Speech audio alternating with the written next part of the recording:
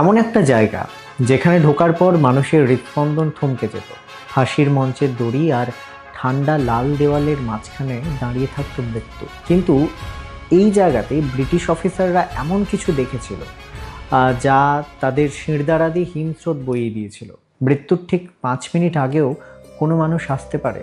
বলছে Alipur central jail, যেটা বর্তমানে আলিপুর সেন্ট্রাল জেল মিউজিয়াম। বাইরে থেকে দেখতে গেলে ইটের তৈরি একটা কলোনিয়াল স্থাপত্য, কিন্তু এই ইটের খাঁচাতেই বন্দী ছিলেন নেতাজি সুভাষচন্দ্র বসু, দেশবন্ধু চিত্তরঞ্জন দাস, ঋষি অরবিন্দ ঘোষ। আলিপুর বোমার মামলায় এই জেলের সম্ভবত 45 নম্বর সেলে বন্দী ছিলেন অরবিন্দ।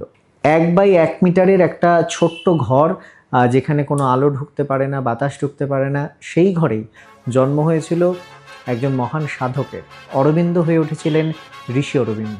আর এই জেলেই নেতাজি শুরু করেছিলেন তার সেই ঐতিহাসিক অনশন। তবে এই জেলের ইতিহাস শুধু বন্দি থাকার নয়, জেলের ভেতরেই ব্রিটিশ সরকারের চোখে ধুলো দিয়ে চলেছিল দুঃসাহসিক সব কর্মকাণ্ড। 1908 সালে আলিপুর বোমা মামলায় বিপ্লবীদের সাথে বিশ্বাসঘাতকতা করে রাজসাক্ষী হয়েছিলেন নরেন গোসাই।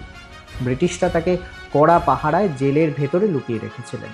কিন্তু বিপ্লবী কানাইলাল দত্ত আর সত্যেন্দ্রনাথ বসু অসুস্থতার ভান করে ভর্তি হয়েছিলেন জেলেরই হাসপাতালে।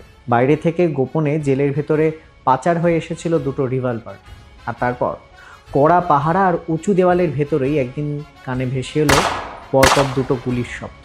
জেলের ভেতরেই বিশ্বাসঘাতক নরেন গোসাইকে খতম করেছিল কানাই এবং সত্যেন।